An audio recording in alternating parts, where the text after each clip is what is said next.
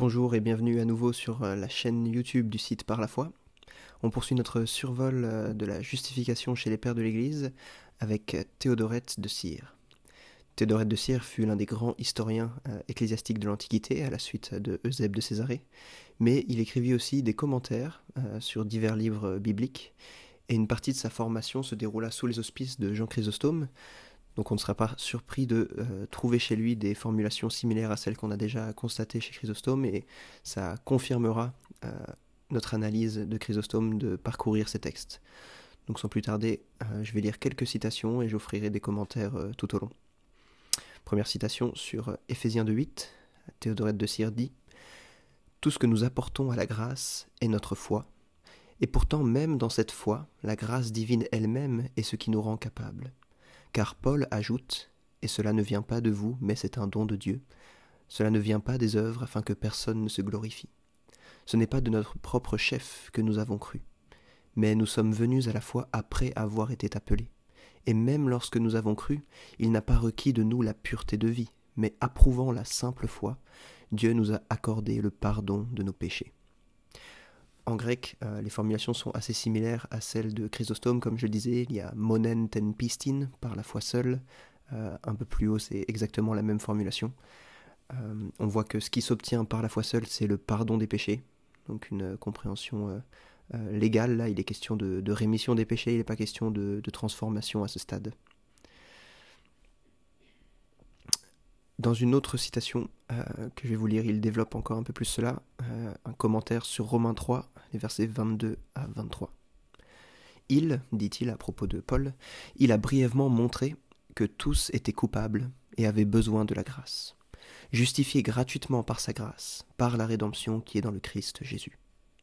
En apportant la foi seule, nous avons reçu le pardon des péchés, puisque le Christ Seigneur a offert son propre corps comme une sorte de rançon pour nous. Celui que Dieu a établi comme propitiatoire par son sang, efficace par la foi. Le propitiatoire était en feuilles d'or situé sur l'arche. De chaque côté, il portait les sculptures des chérubins. C'est de là que la bienveillance de Dieu était révélée au souverain sacrificateur alors qu'il exerçait son ministère. Le divin apôtre enseigne donc que le Christ Seigneur est le véritable propitiatoire. L'Ancien avait la fonction d'un type de ce dernier. Or, ce titre lui appartient en tant qu'homme et non en tant que Dieu. En tant que Dieu, il a donné une réponse par le propitiatoire, tandis qu'en tant qu'homme, il reçoit ce nom comme d'autres, tels que brebis, agneaux, péché, malédiction et autres. Alors que l'ancien propitiatoire était sans sang, en ce sens qu'il était sans vie, et que des gouttes du sang des victimes tombaient dessus, le Christ Seigneur est Dieu et propitiatoire, grand prêtre et agneau. Il a opéré notre salut par son sang, n'exigeant de nous que la foi. Et littéralement ici, c'est exigeant de nous la foi seule, pistin monen, encore une fois, qui intervient. Ce qui est intéressant dans cette citation, c'est que lorsque Théodorète commente la phrase de Paul « justifié gratuitement par sa grâce », il dit « en apportant la foi seule, nous avons reçu le pardon des péchés ».